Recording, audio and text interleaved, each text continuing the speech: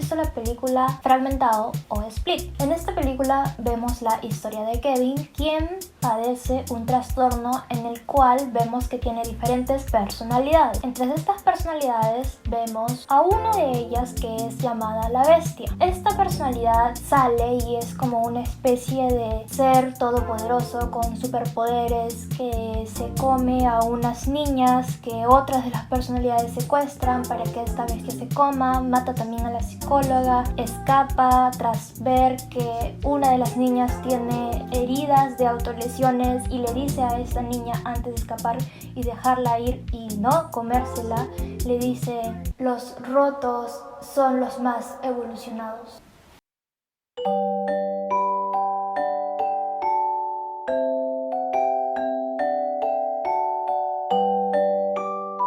Buenas. En este video vamos a hablar específicamente de la desestigmatización, la romantización en el cine, en la televisión y específicamente relacionado con las enfermedades mentales y cómo se representan en estos medios. Así es que, getting looser, we're going learning. Para hablar de desestigmatización, tenemos que entender qué es la estigmatización. Según la fuente más científica de todas, Wikipedia, este es el proceso a través del cual se coloca estigma en un grupo o una persona. El estigma es un concepto acuñado por el sociólogo Erving Goffman, que se refiere a una condición, atributo, rasgo o comportamiento que hace que un individuo o más generen una reacción negativa siendo vistos como incapaces o inferiores. Es decir, es una forma de marginación que usa una o más características para llevarse a cabo. En el caso del video de hoy, en otras palabras, de la estigmatización usando las enfermedades mentales para poder separar, rechazar y segregar a un grupo o a una persona. Yo soy la persona.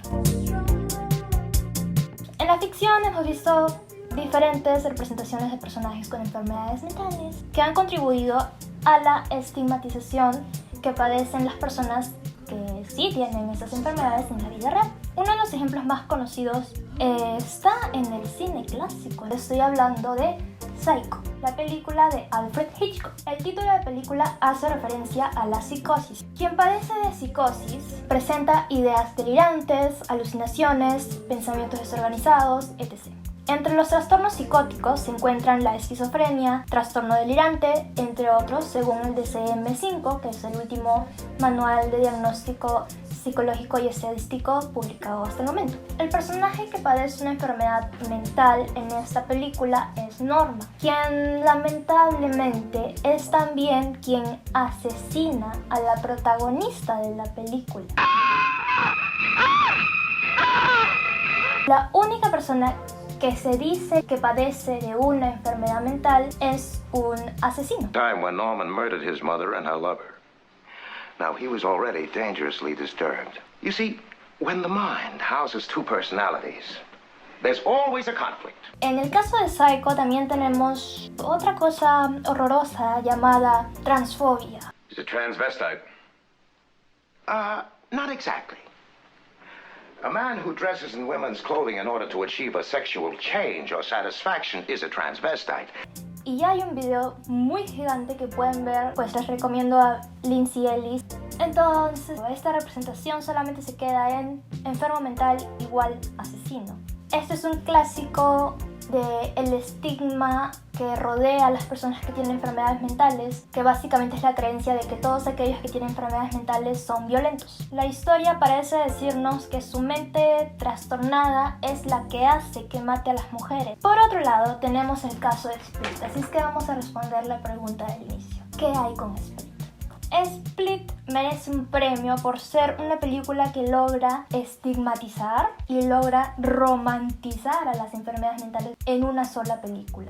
Oh my god, ¿cómo pudieron? Se estigmatiza específicamente al trastorno de identidad disociativa, que se caracteriza porque quienes viven con el mismo sienten la presencia de otras identidades, con nombres, con voces, con géneros, con sexualidades, con historias, con quienes pueden lograr establecer reglas, establecer roles y demás. El elemento de trauma está muy entrelazado en la causa del trastorno en sí. Quienes tienen este trastorno normalmente usan términos como alters para llamar a aquellas identidades que forman parte de su sistema. El sistema es el total del grupo de alters que forman parte del cuerpo. Dentro de estos sistemas pueden haber alters con diferentes géneros, como se ve en Split. También alters de diferentes edades, se ven diferentes, que actúan de manera diferente. Sin embargo, en Split existe una identidad llamada The Beast o la bestia. Y aquí es donde llegamos a la parte donde no tiene sentido, no es realista. Aparte de que no es realista que de la nada salga y mute el cuerpo, esta bestia mata a 2 de las niñas que fueron secuestradas como ofrenda para la bestia. O sea, todo está mal.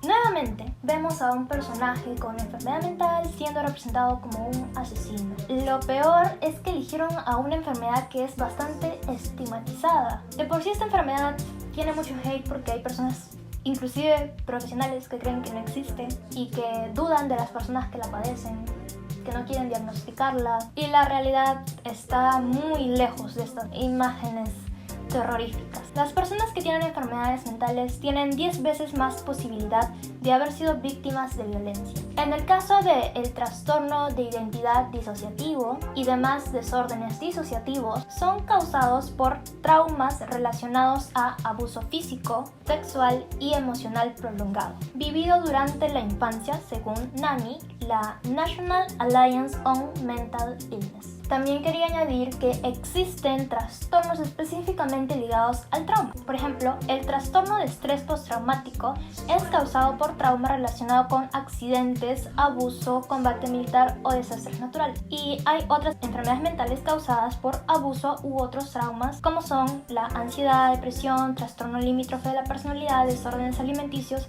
entre otros, según Office of Women's Health. ¿Qué puede causar este estigma a las personas con enfermedades mentales? En el diario oficial de la Asociación Mundial de Psiquiatría se publicó un artículo escrito por Patrick Corrigan y Amy Watson, titulado Entendiendo el impacto del estigma en las personas con enfermedades mentales. En este, ellos mencionan diferentes efectos que el estigma tendría en este grupo. En primer lugar, quiero mencionar que los prejuicios generan emoción. Los prejuicios generan ira, llevan a hostilidad, causando, por ejemplo, que la ayuda y servicios de salud otorgados a personas con enfermedades mentales sean reemplazados por aquellos brindados por el sistema criminal. Es decir, en vez de que las personas con enfermedades mentales reciban ayuda en hospitales, son llevados a cárcel. El miedo lleva a evitar, resultando en que para evitar tener personas con enfermedades mentales cerca, muchos les nieguen oportunidades laborales. El prejuicio también puede ser redirigido internamente y culminar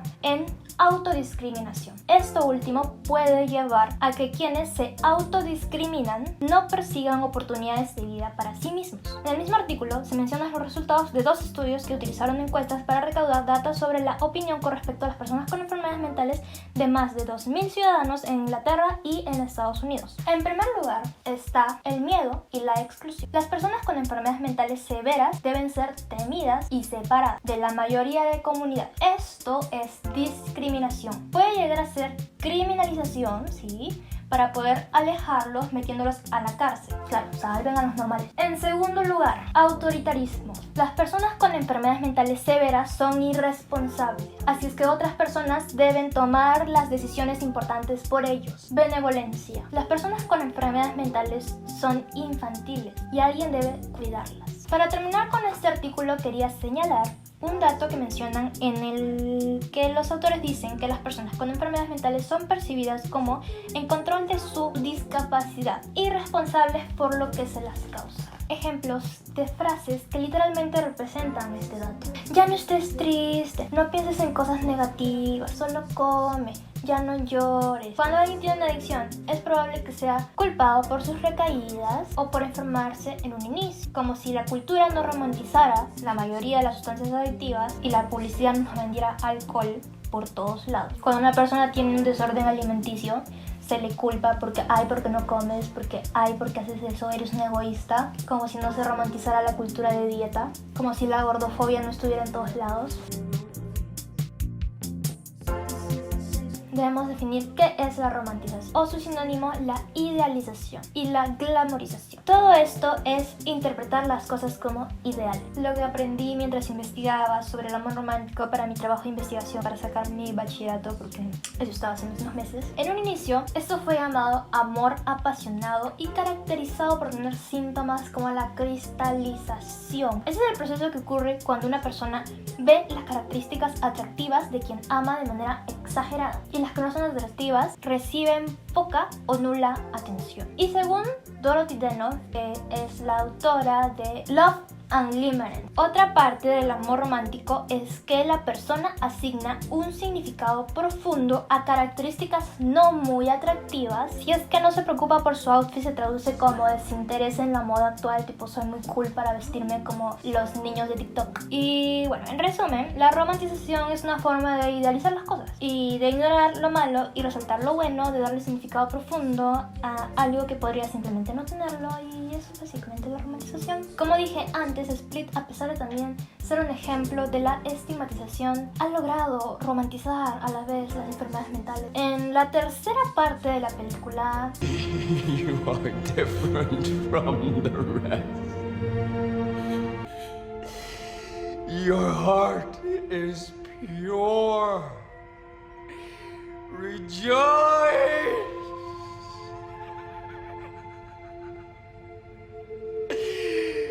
The broken are the more evolved.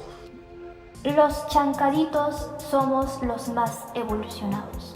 ¿Por qué es romantización? Porque le está asignando un significado profundo a algo que simplemente puede no tenerlo. Porque quienes padecemos de enfermedades mentales no somos los más evolucionados. No hay nada poético, no es que ella sea más evolucionada, ni que entienda el porqué de la existencia de los humanos, ni nada por el estilo. Lo que él dice es asignarle un valor poético a esto. Creo que no expliqué bien esto. Lo que quería decir es que asignarle un valor poético no ayuda a Casey. Al decirle eso, solo está como aplaudiendo una conducta que no es sostenible, a pesar de que por el momento sea para ella una salida. Ella necesita ayuda, ser escuchada y tratada por un profesional. No que un tipo extraño le dé una estrellita por haber desarrollado una conducta dañina para lidiar con el trauma y luego la deje sola, con más trauma y sin ninguna forma de ayuda. Ahora es hora de hablar de la panadera favorita de todo el mundo, Hannah Panadera, Hannah Baker. Es hora de hablar de 13 Reasons Why. Why. Los pecados de Hannah Panadera y sus amigos. Esta serie cuenta la historia de Hannah Baker, una adolescente que se suicidó y dejó 13 cintas para diferentes personas que ella señala como las razones de por qué se quitó la vida. Hannah Baker es un personaje a través del cual logra representar una fantasía que es una fantasía que solo van a entender los que van a entender. Si no lo entiendes, no lo entiendes, y qué bueno que no lo entiendes. Si se dan cuenta, lo que hace cuando graba las cintas es como ya van a ver, es algo así, ¿no? Es como ya van a ver. Todos comienzan a sufrir la muerte de Hannah porque literalmente ella deja cintas.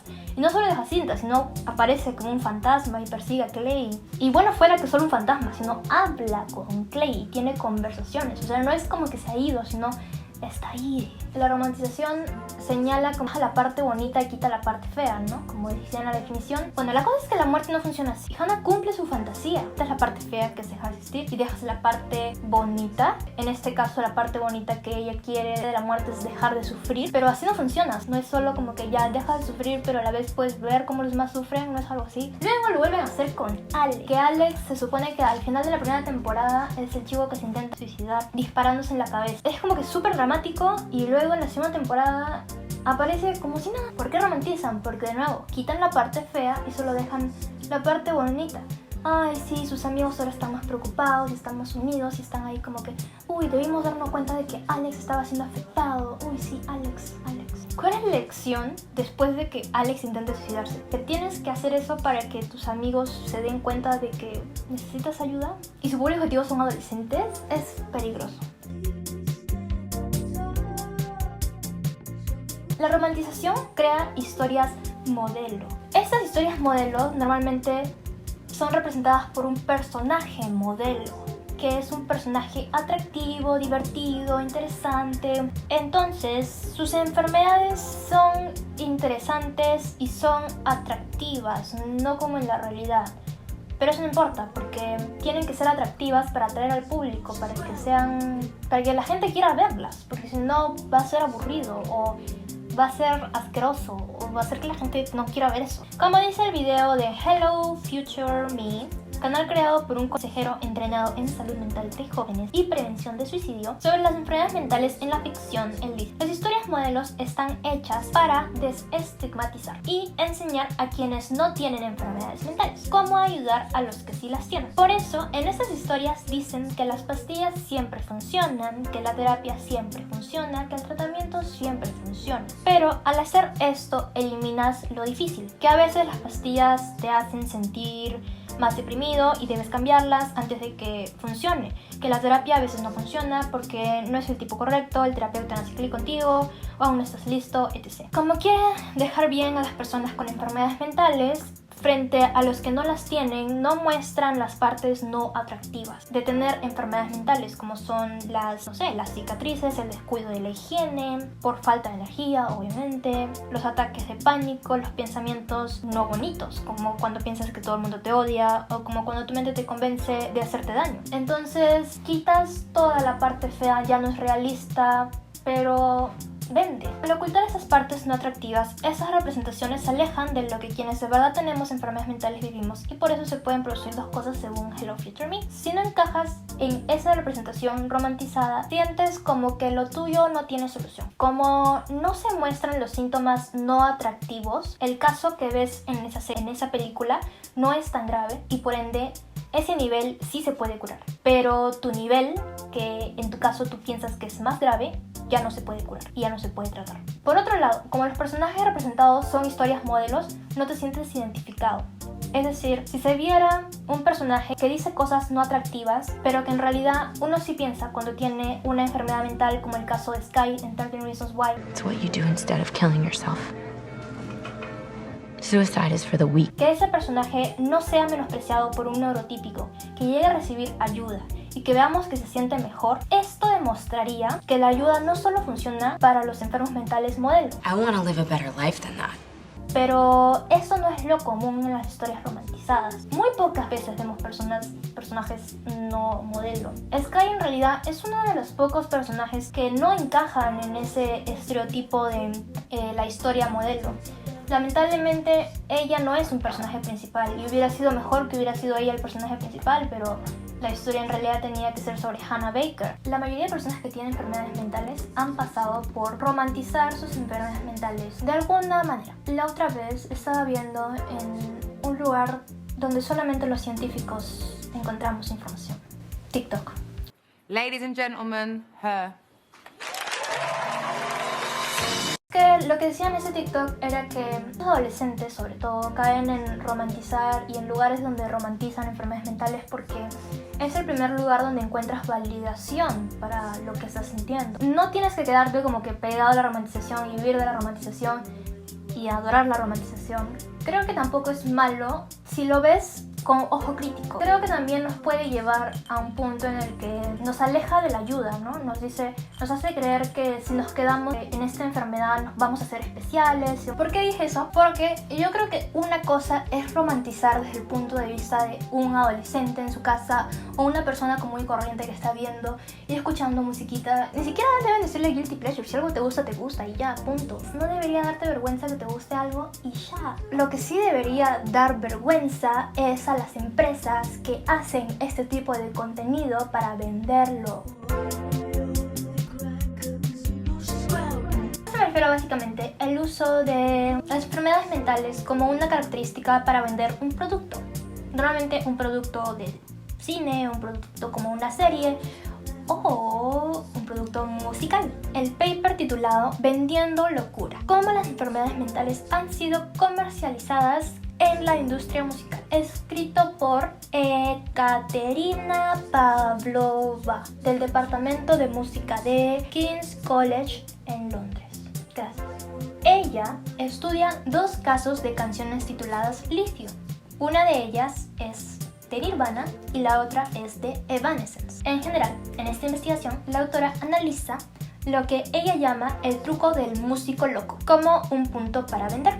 Tras analizar el caso de Cobain, Pavlova concluye que las enfermedades mentales de los artistas se han vuelto una estrategia de venta, especialmente si terminan en suicidio. ¿Por qué? Porque ahí se puede desarrollar toda una narrativa de misterio, de buscar pistas. Como dice Pavlova, la muerte de Kurt fue elevada a una narrativa de divinidad. Hay mucho misticismo impuesto por la prensa. Algunos dicen que es el final de un noble artista corrompido por la cultura mainstream. Esto eleva la tragedia de un hombre que fue consumido por una enfermedad mental hasta perder la vida a una especie de historia divina, mística e interesante que vende desde discos hasta revistas, periódicos, libros. Todo este misticismo hizo que su muerte sea romantizada y, peor aún, comercializada, al punto en el que el misterio que quedó ante su partida fue aprovechado para vender productos. En primer lugar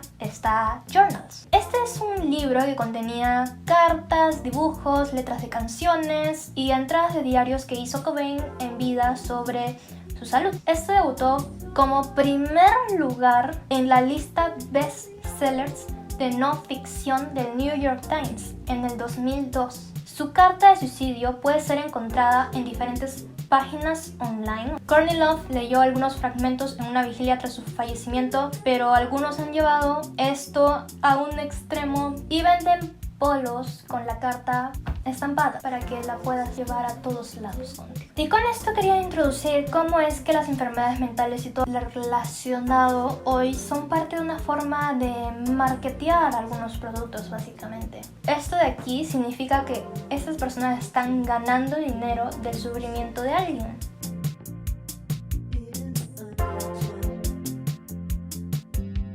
No porque sean personajes con enfermedades mentales deben ser solo una enfermedad mental. Deben ser personas completas que, bueno, tienen una enfermedad mental, como las personas en realidad, ¿no? Según Hello Future Me, hay que tener en cuenta las dos audiencias. Está la audiencia sana, es decir, la que no tiene ninguna enfermedad, ni trastorno, ni discapacidad mental. Por otro lado, está la audiencia afligida, la audiencia que tiene un trastorno, enfermedad o discapacidad mental. Podemos caer en contar una historia educativa para los neurotípicos, es decir, aquellos que no tienen ningún trastorno, ni enfermedad, ni discapacidad mental, y terminar poniendo algo que sea triggering o que pueda ser un disparador de trauma o que pueda causar una crisis para las personas que sí tienen una enfermedad mental. Colocar avisos si es que se discutirán o mostrarán imágenes, diálogos, audios o cualquier otro tipo de contenido que pueda ser un disparador para alguien con una enfermedad mental. La mejor manera de hacer esto es decir de manera clara qué es lo que puede afectar a la audiencia afligida. De este modo las personas pueden reconocer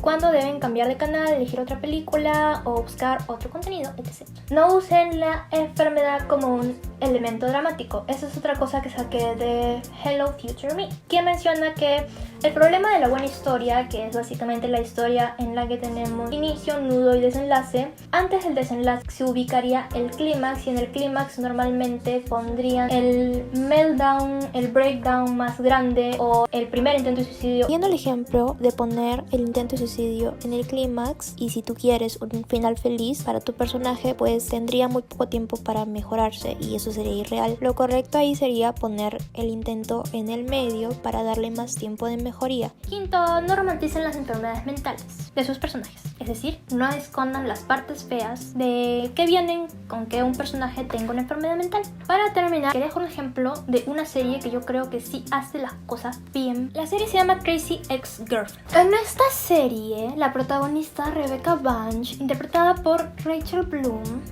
es diagnosticada con trastorno limítrofe de la personalidad TLP tras un intento de suicidio que ocurre en el 5º capítulo de la 3ª temporada, el cual es mostrado de una manera muy sutil y la vemos pedir ayuda inmediatamente después. El diagnóstico no lo recibe inmediatamente. Todo es bastante realista ya. Los conflictos que se muestra, cómo psicológicamente les va afectando a los amigos. Tras recibir el diagnóstico la vemos lidiar con el estigma que rodea este diagnóstico, porque específicamente en el diagnóstico que han elegido es un diagnóstico muy estigmatizado. I think I've been misdiagnosed. Yeah, They told her she had some stupid personality. Just give me a new thing, okay? Give me the thing I know you want to give me, right? Because it's a better thing. Después la vemos tomar terapia, sin embargo la vemos cometer errores, la vemos tener malos momentos y tener conductas que hacen que ella sienta que está retrocediendo, pero la vemos tomar en serio la terapia de nuevo, comienza tratamiento con medicamentos y así. Y luego tenemos el masterpiece de canción donde logran Normalizar tomar antidepresivos ya as bitch. y en serio hay cero romantización en esa canción. Yes, everyone is special, that's usually the sitch. But when it comes to meds, you're such a basic bitch. Y también es recontra relatable, o sea, no sé cómo hicieron para hacer esta canción que es tan buena. Maybe you should adjust your dosage. I already tried that. Did it work? Have you tried another medication? Yep, but that one made me gain weight. Oh, that totally happened to me. It got better within a few. Me encanta que la terapia en esta serie se vuelve parte de su vida, pero a la vez no es el centro, su enfermedad es solo parte de su vida, como es ser mujer, como es ser una abogada, como es componer su negocio, como es la música, porque le gusta la música. Esta serie es una buena representación, y eso es todo. Y se acabó, y terminé 3 páginas de guión. Háganle caso al hámster, es el nuevo productor de este canal. Denle like al video, compartan, comenten y suscríbanse para pertenecer al club de los miedosos, donde los que no entran a las 12 se convierten en osos ojerosos. Y eso es todo, chiques. Cuídense, bye bye.